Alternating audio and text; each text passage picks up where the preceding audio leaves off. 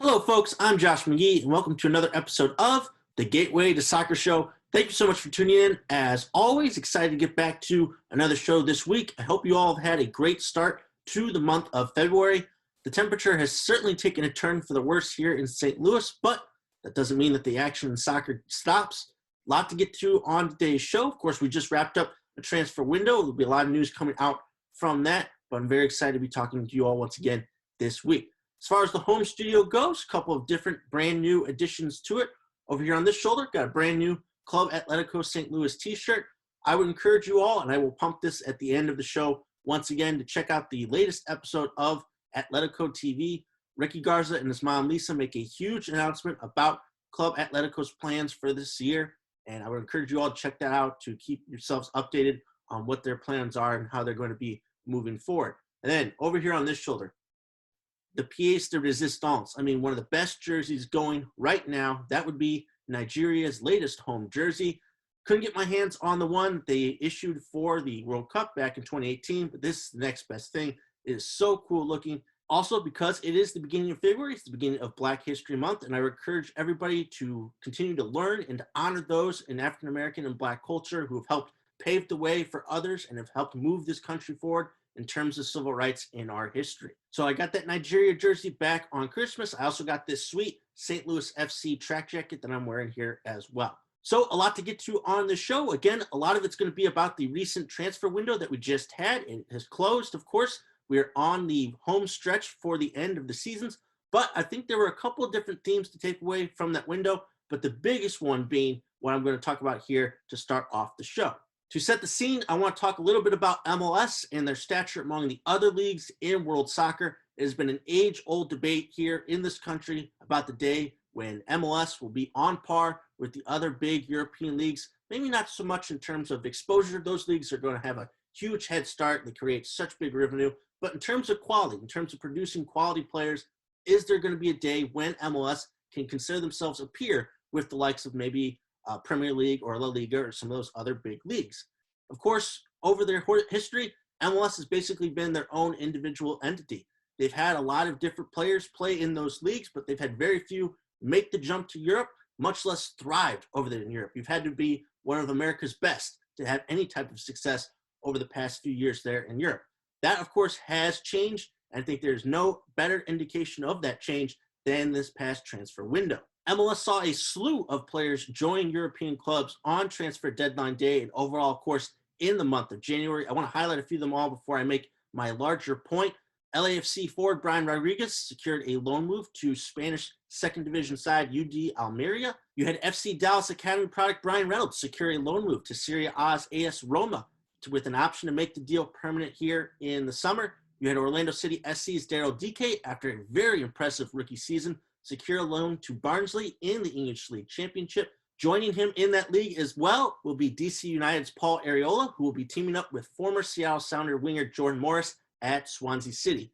In total, there were around about 15 MLS players in the month of January who made the jump to European clubs. So that's a really impressive amount of players making the jump to Europe from MLS just in this month. I believe now, in terms of total American players plying their trade over in Europe, I believe we're above over 50. And of course, there are some real prominent names over there right now who have been thriving at the beginning of this season. However, I believe this trend is truly a double-edged sword. On the positive side, a handful of these players could potentially become key guys to look out for when it comes to the U.S. men's national team.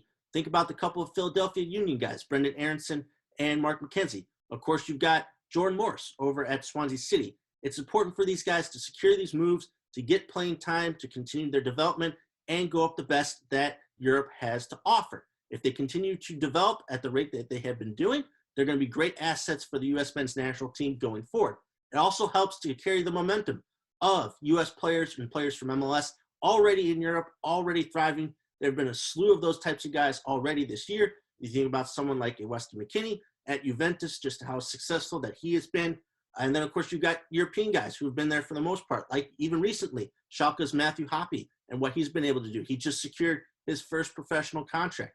So there's a lot of momentum building from players from this country, and to have even more guys to go over to Europe, it just continues to reinforce what the trend is right now and to help drum up some positivity here for originally US players. On the other hand, a big reason why we saw so many players move from MLS to Europe this past month is a part of the negativity of that double-edged sword. Of course, right now, MLS and the MLS Players Association are still locked in negotiations on a new CBA. I'll get into that a little bit more here in just a few moments, but because of the uncertainty of the upcoming season, players want to play. And if they're able to secure moves over to Europe and get that playing time, and of course the added bonus of playing in some of the biggest leagues in the world, they're going to do that. Because of that uncertainty, you've got players leaving, and because of the fractured relationship going forward with the players could be more willing to make moves outside of the US. Another point is that while it is a positive trend that MLS has become a league that has helped develop players into guys that teams around the world are going to be interested in, it doesn't really help the growth of MLS if they continue to sell off all of their young and exciting players. You want a lot of those guys to help fill out these teams and to continue to grow up through the league and become stars themselves instead of having to rely on the old model of bringing in players, maybe a little bit past their prime or even further upon that to continue to hype up the league. You want to sometimes keep guys like a Mark McKenzie or Jordan Morris who help really put the league on the map and give each of these teams faces that people can recognize. People on the U.S. men's national team who are playing in MLS. It's important for that league's growth to have these types of players still and not get into too deep of a trend of selling all of these guys off. There's got to be a bit of a balance. I definitely think that MLS has the capabilities to pull it off. It starts with rebuilding the relationship with the players, getting through these negotiations, having a successful 2021 season where they are able to navigate through the pandemic and continuing to grow the league. They can still provide a path for players to grow and to possibly transition over to some of the bigger clubs over in Europe, but still have a way that they can also stay here and be as successful in terms of just having to move over to Europe to continue their development. Hopefully the league will be able to strike a balance sometime soon. It is impressive enough that we have seen MLS develop into a league that is recognized on the world stage by producing quality players. It's really cool to see, especially some of these guys like Brian Reynolds make a move over to a big club who are right now in contention for the domestic title in their league. And hopefully we'll be able to continue to see more of these players maybe this summer, make some of these types of big moves. But still, in terms of the CBA negotiations, there's a little bit negativity as to why these players had to move. And hopefully those things will be figured out here soon. But still, big talking point from this past window has to be the amount of American players, the amount of MLS players making the jump to European clubs. So like I've been teasing for a couple weeks now that the transfer window has closed, I want to take a look back and look at some of the teams and individuals who are the winners and losers of this past transfer window. I want to start, of course, on the positive side and start with some winners. I'm going to go with Liverpool first. Now, of course, this past result doesn't exactly match with that assessment. I'll get to that here in just a few moments. But in terms of the business that they had to pull off in the window, they were able to get it done. Because of the injury crisis and all of those defenders that are out right now due to injury, Liverpool had to get a couple of bodies to replace them. They were able to do so. They were able to secure the services of Preston North End center back Ben Davies and 20-year-old defender Ozan Kabak from Schalke. Both those guys are in the midst of good seasons. Despite the struggles of Schalke in the Bundesliga right now, Kabak is regarded as one of the better young players. So again, it's good for Liverpool to get some cover for those guys who are out right now due to injury. If they're able to figure things out, maybe they can get back in the title race. But still, it's just good to have a couple of guys on hand to help replace some of those injured players. Next up, staying in the Premier League, I want to say that Arsenal, one of the other winners of this past transfer window, they were able to offload a lot of underperforming players who were making big money, such as Mesut Ozil, Shkodran Mustafi, Sokratis, and Sead Kolasinac. They were also able to secure loans for some of their younger players not getting a lot of time to help get them some more experience. And of course, also, they were able to bring in a player, Martin Odegaard from Real Madrid on loan. So good for Arsenal. They were able to bring in another playmaker to that midfield. I'm excited to see what Odegaard can do in the Premier League. They were able to ship off a lot of guys who were giving their wage bill fits. And of course, now moving forward, that hopefully means that they've brought in some money that they could potentially use in the summer to get even more players. So Arsenal, they're a little bit on of a trend up.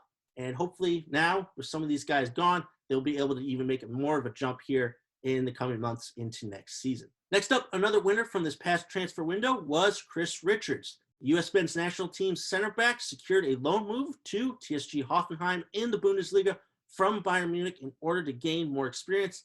Again, right now, Bayern are just an incredibly tough team to break into. Richards does believe have at least one appearance for them this season, but still, there's too many guys in front of him. It's important to get some playing time right now. He gets a loan move to another decent German club there in the Bundesliga.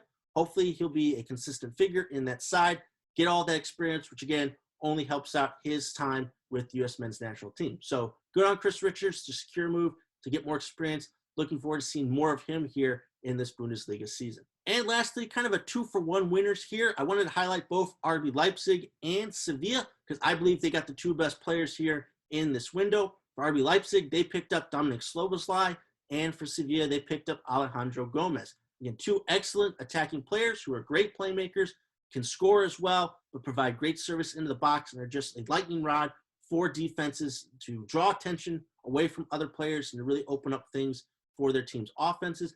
Obviously, both clubs right now are into the knockout stage of the Champions League, so it's important to get as much quality into the side as they can. And I believe, once again, like I said, they picked up two of the best players during this window. So again, two sides who have been able to build some momentum domestically, and now wait to see if they can make some noise here in the Champions League. Now I want to talk about some of the losers from this past transfer window deadline. I want to start with one of the biggest clubs in the world, and that would be Real Madrid.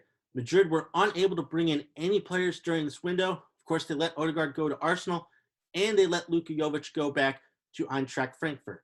This, of course, was made worse over this past week when it was learned that Eden Hazard was once again going to be out for a while with a long-term injury.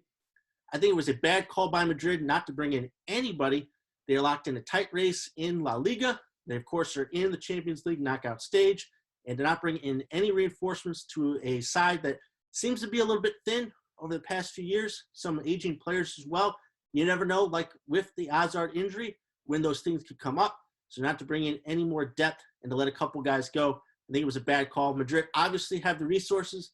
Maybe they were too focused on some of the other bigger targets who could be available in the summer, but they were unable to bring in anybody this window, and they could pay the price here in the next couple of weeks. Next up, another loser from this past window has to be Dele Alli. Alli was unable to secure a move to PSG with former manager Mauricio Pochettino. He'll stay at Tottenham. He's going to have to fight for a place in Jose Mourinho's side.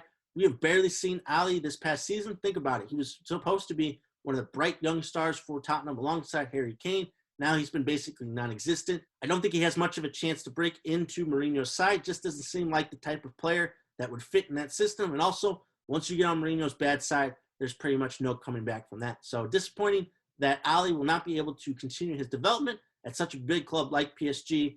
But hopefully, maybe as the season rolls on, he'll get a chance at Tottenham once again. Next up, I put Antonio Conte down as one of the losers from this past window as well. The Inter Milan boss was not backed by a significant move in the transfer window by the club, while the likes of AC Milan, Juventus, and Roma made a slew of different moves here in the window to continue their push for a Serie A title. Inter have had a very successful season. They got a lot of good players already, but to not add any other reinforcements when you are so entrenched and locked with all these other teams right now in Serie A, it's just very tough to not back Conte with a significant move when he plays a very demanding style of ball. He's going to have to duke it out with some of these other clubs who were able to bring in a lot of different players to help with their title chase. And lastly, on my list of losers from this past transfer window, unfortunately, has to be Sheffield United.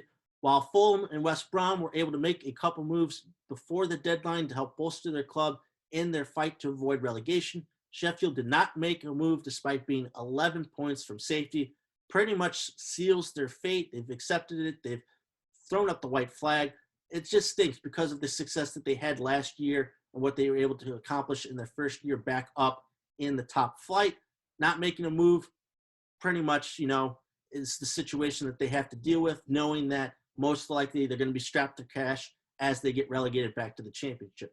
It's a shame, like Sheffield, like what they did last year, but right now just seems to be that they've accepted their fate, that they will be going down after this season. So that's my mini list of winners and losers from this past transfer window. And of course, you got to say one of the biggest winners has to be the amount of American players that have made the jump from MLS to Europe, as well as the American players who were able to secure different moves who are already over there in Europe. Excited to see what they can do. Excited what these moves could bring to the Champions League, to some of the title races, and some of the other bigger leagues as well. So while it wasn't as big of a scale of the transfer window as in years past. Hey, during a pandemic, it was pretty darn good enough. So moving on, as a bit of an update, I want to provide my list of the top 5 results from the past week. And I want to start off with a little bit of a fun result. Sometimes in terms of being an important result, doesn't always have to be one involving a big serious title race. This match happened in the round of 16 of the German Cup.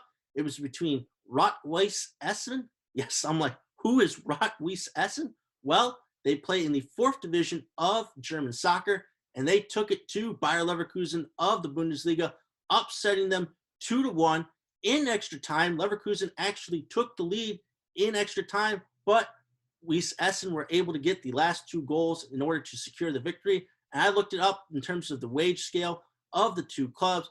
Weiss Essen, I believe the total in terms of player salary was around $4 million versus the $400 million of Bayer Leverkusen. That's just the magic of cup competitions, right? We see it in the FA Cup, we see it in the US Open Cup, and here we see it in the German Cup as well. Just a really cool story to see a 4th division side beat one of the top teams in the Bundesliga. Really cool to see. And again, like I said, sometimes it just needs to be a big type of fun result. Does it have a lot to do with anything going in the long run? No, but still really cool to see these types of upsets happen in cup competitions. Next up at number 4, I want to focus on French League One. PSG had a major slip up this past Sunday, conceding 2 goals in the final 15 minutes to lose 3-2 to 18th place Lorient. It was a very abnormal display of defense by PSG, who have now actually slipped to 3rd in the League One table. They were able to win midweek, but still, now they find themselves looking up at Lille and Lyon, who I kind of highlighted on last week's show. It was a weird display. PSG have been keeping a couple of clean sheets lately. Neymar scored twice in this match, but still, they were unable to get things done. So it's really interesting. Again, PSG, we're so used to them, running away with the League One title at this point. Now they're in a little bit of a race between the 2 other clubs, Lille and Lyon. So it's definitely something to keep our eye on in the top division in French football going forward for the rest of the season. Coming in at number 3, a very eye-opening result in La Liga from last Saturday. Real Madrid found themselves down to 10 men within the first 10 minutes of the match. However, they were able to take a 1-0 lead pretty much immediately following the red card. However, they were unable to hold off Levante, who were able to pick up a couple goals to win the match 2-1. Madrid now find themselves tied on points with Barcelona, who've been able to close the gap there. Both those clubs find themselves 10 points behind Atletico Madrid as we head to the weekend. Another bad result for Madrid, of course, going down to 10 men is what eventually cost them. Going forward now, they have such a hill to climb. And of course, with the long-term injury to Eden Hazard, which he picked up in this match, I believe, it's going to be a lot of things that need to go right for them to get back into this La Liga title race. So again, whenever Barcelona or Real Madrid lose to one of these sides, it's always shocking.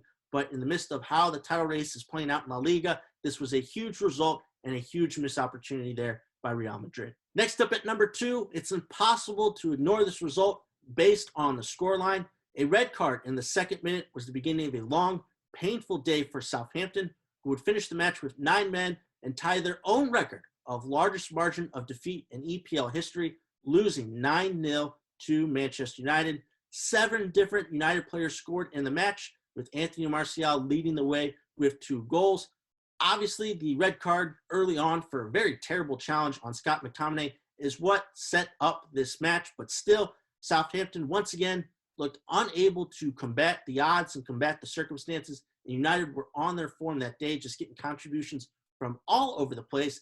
It's tough to take away from this match in terms of United going forward because of the red cards, but still, incredible offensive display from Manchester, and Southampton once again being on the wrong end of one of these types of results. They just recently, in the past year or so, lost 9-0 to Leicester City. It's kind of crazy. Southampton were near top of the table just this season, but now find themselves back in mid-table and on the end of another huge beatdown. But of course, there was another shocking result in the EPL this week, and that is what I have coming in here at number 1. It has to be the Liverpool match. They were without Sadio Mane due to injury, and we found out right before kickoff that Alisson was ruled out due to illness. Once again, Liverpool looked lethargic in defeat. They lost to Brighton 1-0 at home, and these next 2 stats are just completely shocking to me.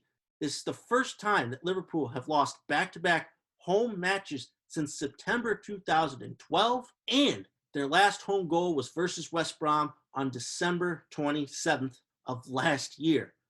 My goodness, what is going on with Liverpool right now? It's not so much that they aren't creating chances, it's just they're not taking them. And of course, that has to go with Mo Salah right now in terms of just the inability right now to put the ball into the back of the net. Once again, another tight matchup. When you're not scoring goals, one goal can make all the difference. And that was what seems to be happening right now in these Liverpool matches. Defensive reinforcements are on the way, and hopefully Mane gets back and returns to full health. But right now, Liverpool need to figure things out. They need to be able to create some surefire chances to put the ball into the back of the net, because right now they're losing a lot of ground. This match on Sunday versus Manchester City, this match over the weekend, it's do or die. If they want to even think about potentially defending their title, they must win this match. It puts them in a terrible position going up against a red-hot Manchester City club. It's not looking very good right now for Liverpool, and these types of matches, again, show right now why they're in such a funk. So those were my top 5 results from the past week. Looks like a really good schedule here heading into the weekend, of course, highlighted by that Liverpool versus Manchester City match. Now I want to get into some soccer and American news. Of course, we're going to start with MLS. And like I teased in the beginning, hasn't been really much of an update on the negotiations between MLS and the MLS Players Association. They extended the deadline by a week. Didn't really get to say much about that on the last episode, but there haven't really been any forward movement in these talks. I know that the Players Association proposed a deal that kind of met the league halfway, that they would extend the current CBA by a year in exchange for lowering the threshold to free agency for younger players. I don't think the league has really responded to that. Again, I don't think anybody really wants to have a work stoppage, but I definitely feel that the league is prepared to go down that route if no final deal has been put in place by this latest deadline. Of course, that'd be a terrible look for the league. We've already seen a bunch of players moving on to Europe. Now, of course, now that the window is closed, these guys will not have the opportunity to do so. So I'm hoping for a regular season here, that a deal can be reached, but still, there hasn't been really much of a concrete update from either side about the potential finalization of a deal. So again, we'll keep our fingers crossed. We'll continue to monitor the situation. But yeah, we are definitely on the cusp and getting a little worried right now that there could be a work stoppage here in MLS. As far as domestic player news, in terms of player movement between MLS clubs, there were a couple of veteran midfielders who signed for different clubs for this potential upcoming season. Veteran midfielder Kellen Rowe has moved on from the New England Revolution and is signed for the Seattle Sounders in the Western Conference. Rowe is a Washington native, so he'll be playing for his home state club, which is really cool. And of course, the Sounders are always a perennial contender. Also, veteran midfielder Perry Kitchen has signed for the reigning champions Columbus Crew SC. He is moving over from the LA Galaxy. Again, Perry Kitchen, very experienced midfielder in terms of the goal scoring output. Hasn't quite been there, but still, he's playing a lot of big matches. And of course, playing in a big market like the Galaxy will bring that experience over to Columbus. So again, not huge moves. Again, most of the big moves happen with MLS players moving over to Europe, but still a couple of different veterans who could provide some great service here for their new clubs. Moving on to women's soccer, there were a ton of stories from this past week, but there were definitely 2 big ones that I want to get to here in this episode. First off, I want to talk about the U.S. women's national team. Head coach Vlatko Andonovski announced the 23-woman roster for this month's SheBelieves Cup. After missing out on the January camp, forwards Alex Morgan and Christian Press are back in the side. Tobin Heath was excluded from the roster because of the long-term injury she recently picked up with Manchester United. But still, pretty much all of the regulars are on this roster. You also have the recent newcomer, Catarina Macario, still on this roster. But still, it's exciting to see the U.S. women's national team soon to be back in competitive action. SheBelieves Cup has always been a very successful tournament. It's a tournament that the U.S. have consistently won, and hopefully they will once again be at the forefront here of this field. The other big news story that broke from this past week has to do with former U.S. women's national team head coach Jill Ellis, who was hired for a front office role with Sacramento. The role is expected to involve working with Sacramento's NWSL expansion franchise, which is set to begin play in 2022, as well as Sacramento's MLS expansion franchise, which is expected to join the league in 2023. So again, very big moment. Jill Ellis had a very successful tenure as U.S. women's national team head coach, now getting a bit of a promotion here and getting to be involved with the front office. It's cool that she'll be involved not just with the NWSL team, but with the MLS team. I think she'll be very successful in that role. Sacramento have been very good at what they've been able to do in the USL Championship, and I'm excited with Jill Ellis involved to see what they can do when they join the NWSL and MLS. And lastly, let's talk about the USL Championship. And we got to start with the big announcement this week from the league that expansion club Monterey Bay FC will be joining Queensboro FC and beginning play in the league in 2022. The expansion club will initially play on the campus of California State University, Monterey Bay, and they will be led by two-time MLS Coach of the Year, Frank Yallop, as the club's sporting director. So it's exciting to see another team join the USL Championship. I don't really know much about the Monterey Bay scene, but still getting in someone like Frank Yallop to help lead the club in their first few initial years really gives you instant credibility there. So excited to see what Monterey Bay can bring to the league in the near future. Next up, real quickly, just want to highlight a couple of transactions from the past week in the USL Championship.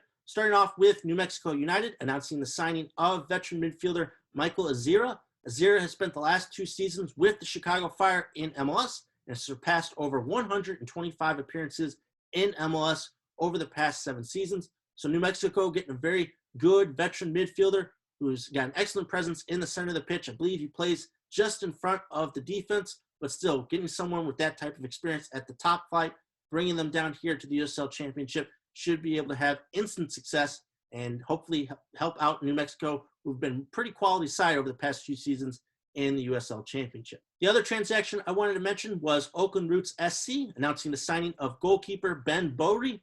Bowery was with Reno 1868 last season, where he made 12 appearances and helped lead them to the best regular season record in the Western Conference. So again, someone who was that successful last year coming into the brand new expansion side in Oakland should be a pretty consistent presence between the pipes. Oakland have done a pretty good job of building their side, and I'm going to mention one other potential move that they could be making here in just a moment. But before I get to that, I do want to talk about a St. Louis soccer news story that had social media buzz over this past week. I initially didn't want to give it too much attention because I didn't really think it was legitimate, but having talked to a few people, I wanted to at least briefly mention it here. There was a report from an online source, an international online source from this past week, that West Ham United have submitted an offer to St. Louis City SC for sporting director Lutz Pfannenstiel. Of course, Lutz had some offers prior to signing with St. Louis from some of the bigger European clubs, but he chose to come to St. Louis because he was excited about building a new project from scratch, being a part of a brand new club here in MLS, and coming to America, something that he hasn't done yet in his career. Lutz, of course, has had plenty of stops, not just in his playing career, but also in his front office career. But still, he hasn't really gotten to do much of anything here in St. Louis. He's under contract. He was excited and still is excited about building a project from scratch, being a part of MLS, being a part of this new expansion team. I don't think there's too much to this story. It could be just a source trying to drum up some publicity and trying to get this thing going in the right direction for West Ham. He had plenty of offers from European clubs, but he chose to sign with St. Louis. I got to think there's something to that there. So again, just because people were talking about it, I really don't think there's too much to this story. And hopefully that's how it turns out. I don't want to be surprised. It would be a tough break for St. Louis City to let somebody like that go. He's really their only hire on the football side as of right now. And I really want to see him implement his vision for this club. So again, hopefully, like I said, hopefully the story is just, rumor or just speculation, and there's not much to it. Next up, I want to talk about another former St. Louis FC player who could be potentially signing for a new club. Friend of the channel, Phil Grooms, has reported this week that former St. Louis FC midfielder Wall Fall will be signing for Oakland Roots SC in the USL Championship. Fall, of course, has been an essential piece to many different playoff teams over the past few seasons. He, of course, helped lead St. Louis FC to the playoffs last year in their first ever playoff win. Tall guy, obviously a very commanding presence in the center of the field. He'll be a great addition to Oakland should the signing become official. I'm surprised it took this long for Wall to sign with the new team. Not only is he a great player, but he's also a great person. He was at the forefront of St. Louis FC's efforts to combat racial injustice, racial inequality, brought up these movements during press conferences, and he's just overall a great person, a great human being. Very happy for him to find a new club. He's going to do great things at Oakland, and I'm excited to see him take the next step in his career. Next up, the St. Louis Ambush split a pair of home matches over the weekend versus the Florida Tropics, with their 8-4 win, the first versus the top team in the league in 4 tries. Tony Wall scored a hat trick to join Vadim Kozakov as the joint leader on the team with 5 goals. So again, the Ambush still on good form. They've won 4 of their past 5, and they will host the Ontario Fury in back-to-back matches here at home over the weekend. And I'm going to get a little bit more here into the Ambush to wrap up the show in just a few moments. But before we get to that, do want to mention SLU Men's Soccer, who opened up their spring schedule with a 3-0 victory over UMKC. 3 underclassmen scored their first collegiate goals for SLU, including Patrick Weah, who of course is the cousin of U.S. men's national team player Tim Weah.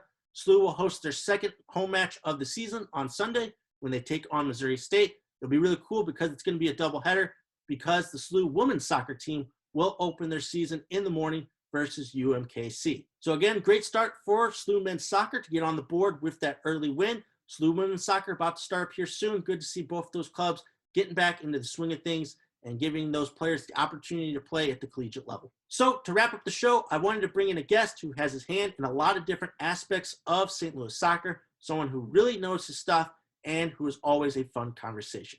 Hope you enjoy. Well, I'm honored to be joined on the show today by someone who has his finger on the pulse on soccer here in St. Louis. He is currently the color commentator for the St. Louis Ambush and is one of the co-hosts of the This Is Silly podcast. Happy to be joined by Matt Byrne. Matt, what's going on? Not much. Thank you for having me. It's a pleasure to speak to you again, Josh.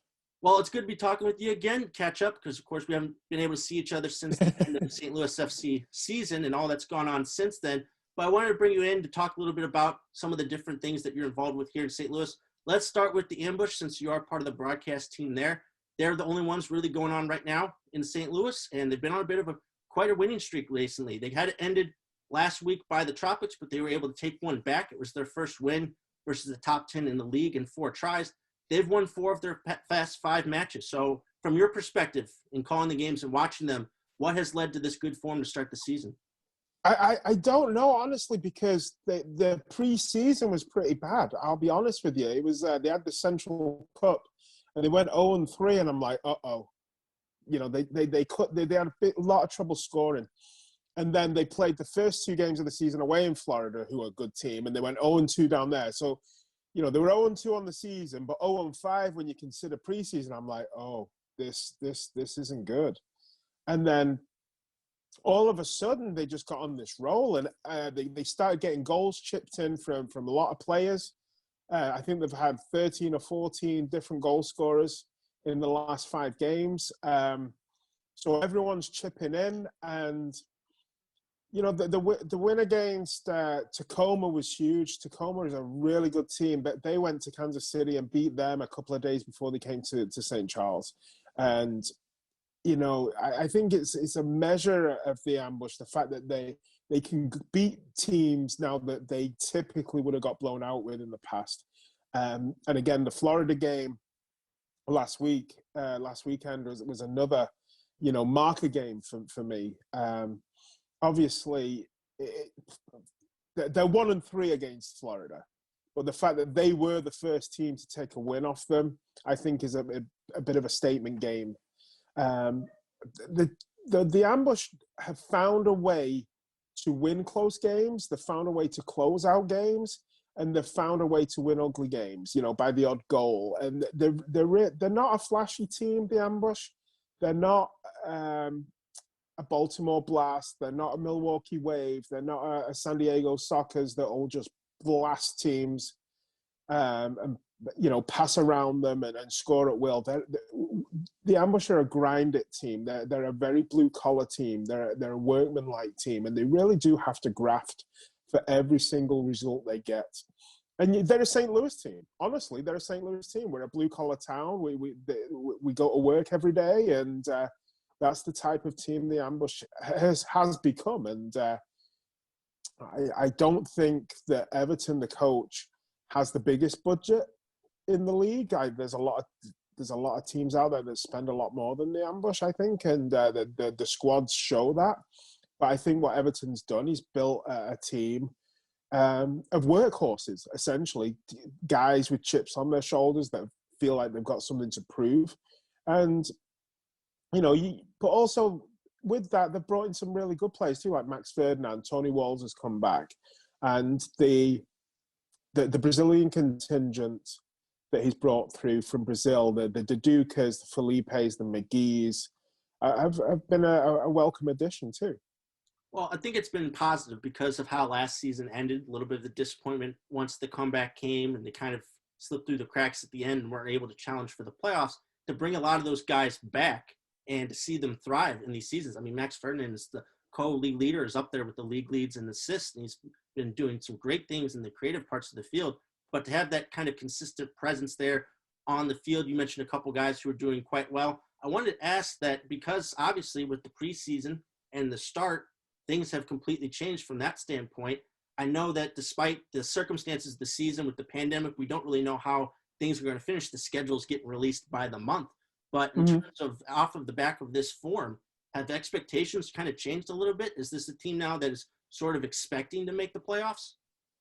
Well, I actually don't know what the playoff format's going to be. I think the playoff format changed last season a little bit, and it was just the top four in the East. And that did us no favors, to be honest, because the top four was Utica, Baltimore, Florida, and Milwaukee.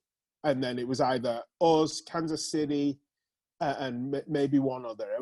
There was 4 teams scratching around for maybe one spot, whereas when it was the individual regions, the individual divisions, it was either us, Milwaukee, or Kansas City. It was 3 teams scratching for 2 spots. So 3 into 2 was easier than having 4 teams try and get one last year. I think had the original format stayed the same last year, we would have made it, to be honest. But you know, you can only do with with what you've got in front of you, and the rules changed. We all had to live by the rules, and that's what it was. But for me, I think that since Everton's come on board, we have seen progress every single year, and I also say that in the fact that Everton has lost his best players every year. You know, you go back 2 years ago, we had Zach Reggett and Justin Stinson, who were basically the 2 rookies of the year.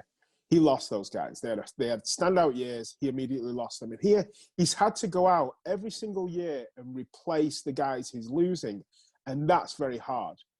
To replace those guys that have left and keep improving, that's a testament to me to how he's doing. I do see a lot of fans sometimes online complain that we've never made the playoffs. But when you look at what he's having to work with, I think he's finding diamonds in the rough every single year. And, you know, he's improving the team. And the diamond in the rough this year is going to be Stefan Mijatovic for me. He's come in. He played a handful of games last year for Florida, but Everton's known him for maybe 3 or 4 years and wanted to bring him into Cedar Rapids, but he was under contract with a PASL team, Chicago Mustangs. You know, and it's taken him 4 years to finally get him on board. But Everton's been following these guys for a long time, and he's finally got Stefan Mijatovic and giving him the opportunity to show what he can do. And you know, I think he's going to be this year's diamond in the rough. Well, the trends are definitely trending up, like you said, over the past few seasons. And the way that they've been playing lately, you got to think that they'll be able to find a way somehow soon to maybe break that playoff streak and finally get into it, whatever it may look like, hopefully in the coming months. Matt, I want to transition over here real quick, talk a little bit about another club that you support from afar, since you are from England originally. You're a Manchester United fan, and I want to start off by saying my experiences, since I'm a little bit younger, my experiences when I first started the Premier League and following Manchester United is that these guys were just ruthless. I mean, Sir Alex Ferguson, Ronaldo had just left, but that did not matter. Mm-hmm. They had Rooney, they had Giggs, they had Scholes, they had one of the best center back pairings I'd ever seen in Rio Ferdinand and Nemanja Vidic. And they would you never had a chance. Even as a top team, me celebrating supporting Chelsea, never really thought like we had a really good shot at Manchester United over the years because they were just that ruthless and professional. Now, recently, it seems like you'll get that some weeks from week to week, that ruthlessness, that professionalism, that they're able to go out and just squash their opponents immediately. And then they have, you know, matches like a couple weeks ago when they lost to Sheffield. And for this season, they're right out there up the top of the table. But I want to ask from your perspective where you're at with the club and if they're able to make a sustained title challenge this season, or if you think they're on the cusp of getting back to that old Manchester United. Well, here's the thing. That team that you just mentioned there, you know, the stretch of Ferguson from, you know, maybe 1996 through, you know, what was it, 2000, let's say 2010, the Ferguson years. That was the outlier, essentially. Manchester United have had two top quality coaches in their history, Matt Busby and Alex Ferguson. They're the outliers. In the 80s, when I started going to games with my granddad, Ron Atkinson was the manager in the 80s, and the entire decade, we won 2 FA Cups. That was it. That's what I'm used to. This is what I'm used to be honest. And for an entire generation, we constantly watched Liverpool win the league, and we constantly were there or thereabouts, second, third, fourth. But what's happening now is what's happened then. We'd go to Anfield and win, and then we'd get beat at home by Norwich, or we'd get beat at home by Coventry City, and you'd wonder what was going on. And we could get up for the big games, and then we'd lose at home to Crystal Palace. Do I think we're on the cusp of anything changing? I think we're heading in the right direction. I think I'm not overly sold on Ole yet, but right now it's hard to complain. I mean, you've not lost away for almost a year. I think he's getting the best out of a pretty bad bunch of players. I think, all those players that you've mentioned, the Vidiches and the Rios and the Ronaldos and the Rooneys and the Giggses and the Scholes, you can't compare what we've got now. There's only really Fernandes. For me, Alex Tellers would not get in that team. Tony Martial would not get in that team. So I think Ole's doing okay with what he's got to work with, but to make the next jump, it's going to take a bit more, I feel. And if Ole's the man to do it, then great. If not, we've got to make the next jump either way. Well, to see him last this long, because again, there were some very dodgy moments over the past couple seasons where it seemed like momentum had really gotten to the point where he was going to be sacked. But again, to sustain those types of moments and to get those types of clutch victories and to be this high in the table, we saw earlier this season that the table was so confined that literally one loss could have set you down 3 or 4 spots. There's now been some type of separation for United to be up there with the contenders, more so than the likes of Chelsea and Tottenham, who have fallen off quite a bit since then. Again, it's a testament to hopefully maybe they are on the back track to where they used to be. And yeah, like I said, City this season, I mean, it seems like they're close to running away with it. But in terms of, following up for next year, I think United are much closer than they were a couple seasons ago. For me, I think they've got to get rid of a bit of the deadwood and find some real quality out there, some more Fernandes-like signings. What upset me most about what's happened in the last 5-6 years is that Manchester United were out there looking for superstars, and Liverpool went and got Virgil van Dijk. They went and got Andrew Robertson, and they stuck with James Milner, who for me has been probably one of their most consistent English players in the last decade. Manchester United were looking for better players than the players Liverpool went out and got, yet Liverpool turned them into a team and have won really big trophies with them. And that's what United need to do. United need to go out and find team players, not superstars, because Alexis Sanchez was a superstar, but, look what happened. Exactly. All right, man, I want to transition into St. Louis City SC. And obviously, we're at the start of New Year. We're still a few years and seasons away from them debuting in MLS. Right now, I want to talk to you a little bit about what's maybe not so much that's going on. At least to me, it's a little bit of a concern. Maybe you can kind of alleviate this a bit. Obviously, potentially in terms of the football aspect side of things, in terms of making hires, they don't know who's going to be available in the next year or two. Obviously, coaches and other personnel change hands all the time during seasons. But in terms of the football side of it, having only hired really a sporting director, maybe a couple of scouts, is there a little bit of a worry that trend that they haven't really focused on that side of the front office concerning you a little bit? Or is there anything else that you're kind of paying attention to right now with City? With regards to looks, I met him very briefly at an FC game, and he seems a really nice dude. I'll be straight up. I didn't speak to him for more than maybe 3 or 4 minutes. And I was excited by his hire. Honestly, I was really excited by his hire. And I think a lot of that was because it was finally a football appointment. It was a on the pitch appointment rather than an in the boardroom appointment. And he excites me for a couple of reasons, honestly. Mainly because if you look through his list of clubs that he's been to, he's had to scrap and fight for every inch of his career. And I think that's the type of team we're going to be. We're going to be a team of fighters and scrappers and grafters. And again, a St. Louis team, you know, best role in the world, we won't have the resources and the money to throw around like the LAFCs and the Miamis and what have you. So we're going to be a typical Midwest club. And that's if you look at Lutz's career profile, that's pretty much what he's been. And you know, that excites me.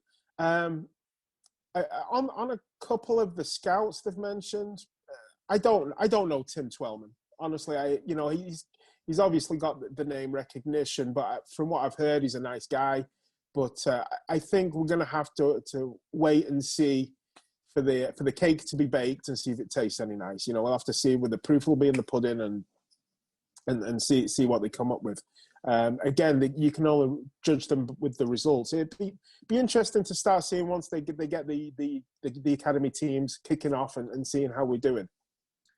I don't know the timeline. It'd be nice to know if they could bring out a timeline of when we could expect more appointments, more youth coaches, more direction of like we're going out now to start scouting for first team players. You know, for 2 years hence. But you know that's their timeline. 2 years. It's going to be here quickly, but at the end of the day, it's still a long way away. It's a double-edged sword.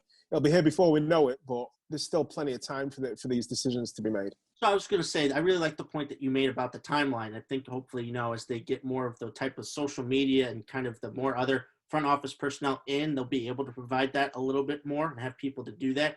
And but like you said about the academy, it's like I keep hearing we're going to get started here soon, but if that is soon, like, you know, at the end of this year or something, then we kind of need to hear some type of announcements there. So I'm hopeful. Obviously, it's the beginning of the year, but, you know, we'll just have to see what happens. But, yeah, I'm really interested in the Lutz hire. Of course, he is apparently a wanted man after this past weekend, if rumors are true. But that came a little bit out of the blue, and I've seen a fair amount of reaction on social media to that. A couple of people have said, you know, it's good that we're hiring people that are wanted by other clubs. You know, that's a testament to him and a testament to the hire that he's good.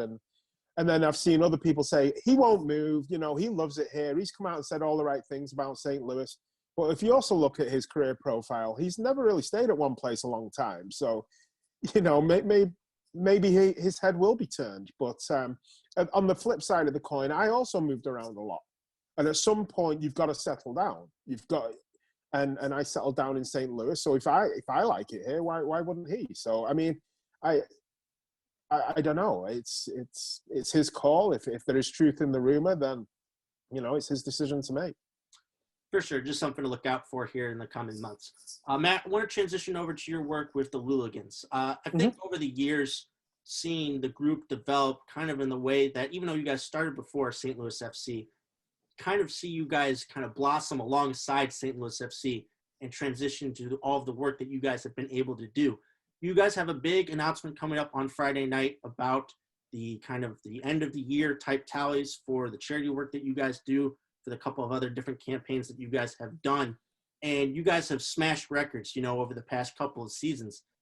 To me, from the outside, it still shocks me to see these types of numbers and see the generosity from people.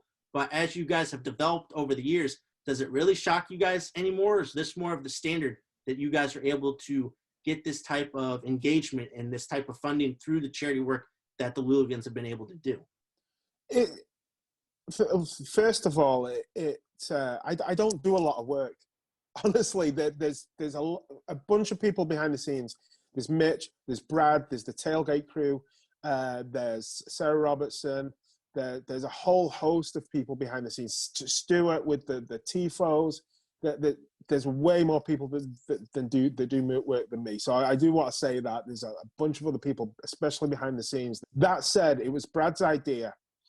with the charity thing. And we were at a game once, and he saw a jar on the table, and people were just throwing change in it for charity. He's like, so we started doing this, something similar. And it kind of took off. And it took off big, and it became its own animal. It became can we best $100 for a game? Can we best $200 for a game?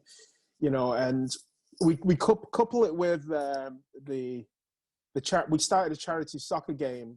Pat Mahoney and Jason Petrillo had the idea to have a charity soccer game in January to benefit the food bank. So we that became part of it, and the food bank has always been our biggest charitable donation. But it's just took off, and it's become its own animal. And now we started doing raffles and all sorts. And does it surprise me? Yes. Honestly, it does, but I think it's the one thing we've really taken to heart, and we've all taken pride in it, and we all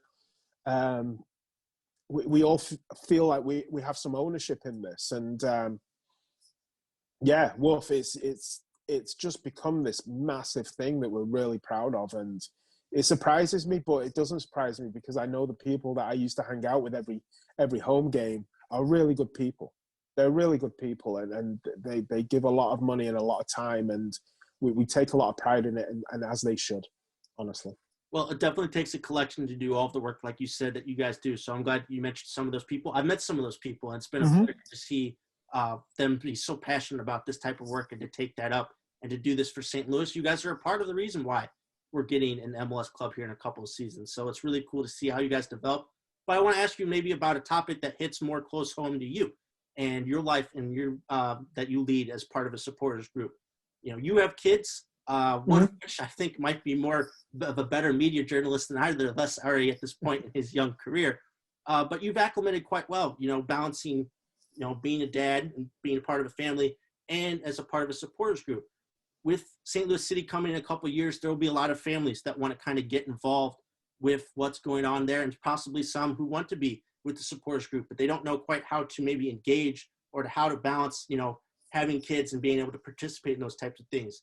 As far as your experience, doing both things, what advice would you give to people seeking out that they want to be part of a supporters group, they want to bring their kids, and they want to be involved?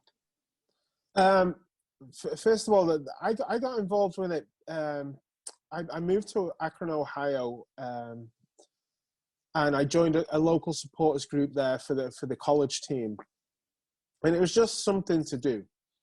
And they were a good team. They won the national championship while I was there. So, DeAndre Yedlin, Steve Zakuani, Darlington Nagby, Jake Fennelson was on that team. They were a really good team. And so I joined that supporters group, and I finally found friends. Like, I just moved to a new city. I didn't go to college there. I didn't go to school there. So I didn't know anyone, and it was a way for me to make friends. And I joined American Outlaws, and that was just, I had an instant social circle. And that was my blueprint for when I moved to St. Louis. I joined the American Outlaws, and someone said, hey, you should join these hooligan fellas. They're what we do, but on a local level. And I started hanging out with them, and, it was a godsend, and it really helped me settle here in St. Louis. As for people that kind of stand off on the fringe and look in, and they kind of should I join, should I not? I can't answer that question to a degree. It's on your own terms. If you want to just be a passive bystander and just watch, or if you want to get full force and involved, that's cool too. But I do think that you find the lay of the land first, get your face known, and if you keep coming back, people will know your name. If you just keep showing up, people will start to know your name and recognize your face, and they'll start handing you beers when you show up, and then all of a sudden you'll just become a fixture. We do have a certain amount of people that are transient. They'll come and they'll go, and we saw that over the last 10 years as teams came and went. Some people won't support this team, but they will support the other team, and you'll see them at such a game, but not this game. And And that's okay too. You get to decide how involved you are. That's, if I see you for 3 games or if I see you on away trips, it's totally your call. There's no right or wrong way to be a fan. And I have to, and I've been guilty of that in the past. I have told people, hey, you should be at this game. You should come to this game. You feel free to tell me to get lost. I'm just as guilty with my opinions as anyone else. But at the end of the day, we have, just like any group of people, we do have crazy drama sometimes, and it does get a bit out of hand. You go back to the Preki years with St. Louis FC. It was brutal there for a while. The team stunk. It should have been better. We were losing a lot, and it was brutal in the supporters group. But in Pulis's first year, we went a second half of the season barely losing. We had teams coming in and we were beating them down. I remember when Vegas came to town, it was 4-1, and then Nashville came to town and we beat them 1-0, and Alexi Lalas was there, and it was just brilliant. We had a really good summer, and winning cures a lot of ills. There was no drama there. There was no issues. Everyone was pleased to see each other. And when the team wins and you're there and with your friends and people and when there's nothing better. And that makes up for all the trips to Louisville you did, and you came home empty-handed. That makes up for all the trips to Colorado Springs or Harrisburg where you come back with nothing. When you win together, it makes the losing so much more. Well, definitely. And I think that in terms of the group and that camaraderie, even coming up on this year, which is what I want to close out on in 2021. Yes, there is no St. Louis FC, but like I said, you guys started before that, and you've been here before. And hopefully as the world continues to heal and the pandemic ceases to exist, you guys will have the opportunity to get back out there and attend some of these matches. I wanted to ask those specifically from your perspective, from a Luligan perspective for 2021. If things were to go right, circumstances, pandemic and everything, what are you hoping that it looks like for you guys? I think again, not having a team is going to blow. Not having your own, but we have to make the best of a bad situation. There's going to be people are going to be able to pick and choose what they go watch. We don't have to watch us play Tulsa and get beat. We can pick and choose what we watch. And I've got my 8-year-old little kid, and I've decided that for me, we're going to go watch a couple of our ex-players. Let's say Albert Dequer and Russell Cicerone for Pittsburgh play in Memphis, say. Well, we'll drive to Memphis to go watch him. Or I'm also excited to, in a perfect world and the pandemic is contained and we can start traveling again, I'd like to take him to watch some US national team games in some of the bigger stadiums. Not last year, but November 2019, I took him to England to watch a United game. And I took and also a lower league team in England. And we had the greatest time. We had a really good time. And I was able to take Ewan with my dad to watch a soccer game. And I got really emotional about it. So I'd like to do something like that again. My biggest regret with FC is that I wasn't able to get my dad over here to watch a game with his grandson and watch his grandson's team with him and see his grandson get so excited about watching his team. But that'll happen. And that'll happen in 2 years when the big boys come to town. But I'll miss FC. It really did help me settle here in St. Louis. It was enough for me, honestly. I whether or not we got MLS was irrelevant.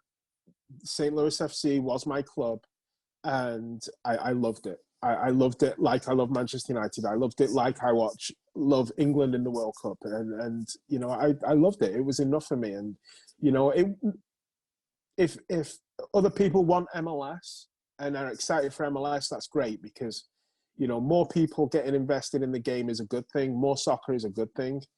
But there's a small minority of people out there that will miss St. Louis FC, and it should be missed. It was a good thing.